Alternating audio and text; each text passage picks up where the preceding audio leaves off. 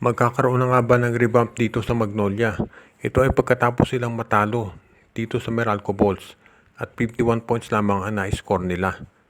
Marami na tayong nabasa sa social media dyan tungkol sa reaksyon ng mga fans. Siyempre hindi sila natutuwa at sigurado na ako na ang management din ng Magnolia ay hindi masaya dyan. Dalawa lang naman ang kailangan natin tignan dito, yung coach at yung players. Unang-una siyempre sa mga players, sa sama ng performance nila lahat. Wala tayong masasabi na nag-deliver talaga. Wala naka-double figures at ang sabi nga ng iba, yung score ng mga players ng Magnolia pang first half lamang. At makikita rin natin na gusto ng Magnolia talaga makabawi. Mukhang kinakailangan ng magka-revamp dito sa kanilang lineup. Dahil siyempre, yung ganyang klaseng performance hindi maganda lalo na at kagagaling lamang kayo sa talo kontra San Miguel Beer. At dahil dito ang Magnolia, asahan natin na magkakaroon ng pagbabago sa lineup.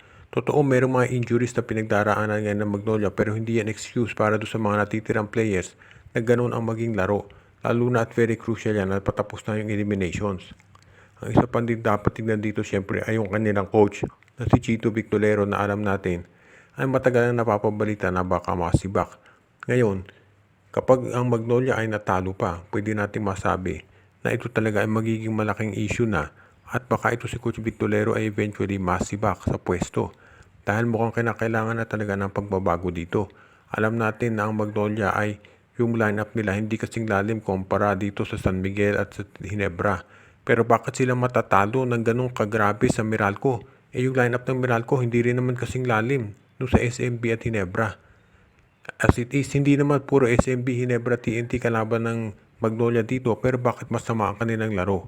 So ito'y kombinasyon ng player at ng mga coach. Kaya maraming pagbabago na kinakailangan mangyari dito sa lineup ng Magnolia ngayon para hindi naman nakakaya ang resulta.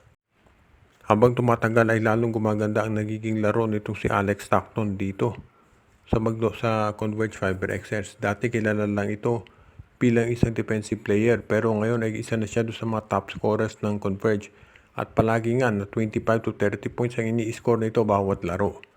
So sa ngayon, itong si Stockton, maraming teams ang gustong kumuha dyan ay ayaw nang i-trade nitong Converge Fiber XS. Totoo, maraming rebuilding na mangyayari sa Converge ngayon, especially next season kapag nakuha nila si Justin Baltasar.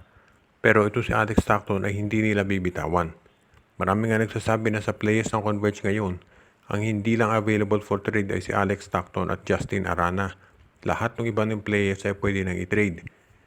Dahil nakikita natin mukhang ito ang magiging building blocks o cornerstone ng prangkisa. Si Arana, si Stockton at si Baltasar. Yung iba nilang players yan siguro handa naman ang Converge na i-trade. Depende sa magiging offer. Ngayon kinakailangan din nating tignan kung itong Converge Fiber XS ay gagawa ng paraan para magkaroon ng additional na scoring. Kasi magdedepende rin yan kung gaano karaming mga players ang makukuha nila na mahuhusay sa pamamagitan ng draft, free agency, trades o ng any combination.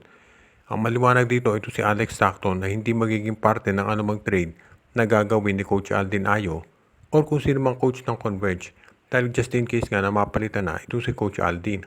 Masasabi rin natin na itong Converge Fiber XS ngayon ay gagawin ng lahat para masiguro na next season ay magiging mas maganda ang record nila. Of course, syempre kung meron ka ng Baltasar at Arana, kinakailangan talaga maging competitive ka. Pero sa ngayon ang maliwanag itong si Alex Stockton ay hindi bibitawan ng Converge at yung mga teams na interesado sa kanya ay sorry na lang dahil hindi nila talaga ito iti-trade unless super galing din yung ibibigay na kapalit ng Converge.